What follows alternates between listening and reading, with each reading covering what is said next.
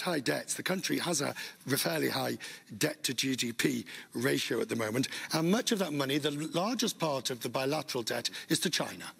China, as well as to many other institutions as well. So are you comfortable with the increasing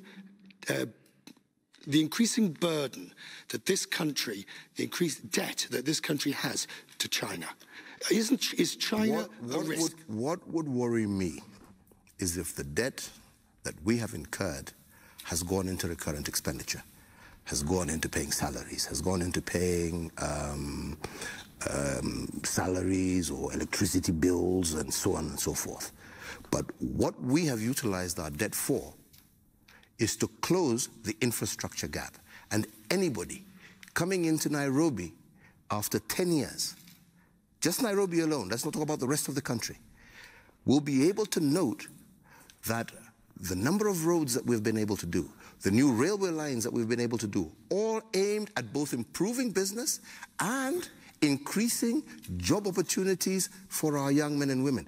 The number of people we have moved as a country in 10 years, from 32% of our people connected to the electricity grid, we are now closing to 65% of our population. My point is not the money being borrowed, it's who's doing the lending, China. You're putting yourself in Beijing's debt. We are borrowing from China. We have borrowed from the United States. We have borrowed. Our health care system is money that is being, we're working together with companies like General Electric.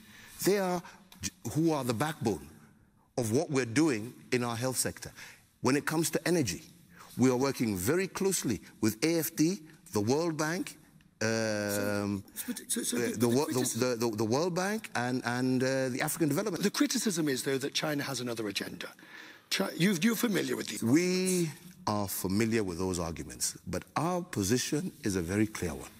We have an infrastructure gap that we need to fill, and we are going to work with our partners across the globe who are willing to partner and to work with us to help us achieve our social economic agenda. Because Japan, for example, is our biggest lender when it comes to all our port developments.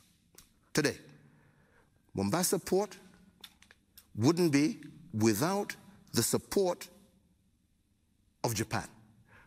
When we talk about electricity and electricity generation, we wouldn't be where we are without the support of AFD of France.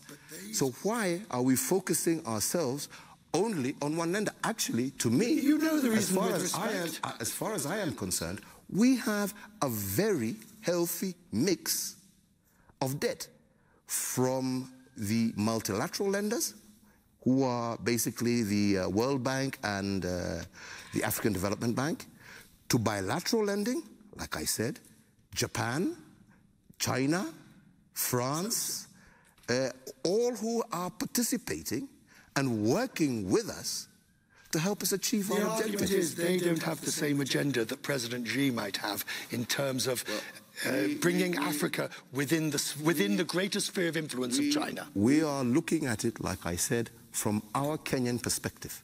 And our Kenyan perspective is that we have a development agenda, we have a social agenda, we have an economic agenda, and we are willing to partner with all countries that help us achieve our objective.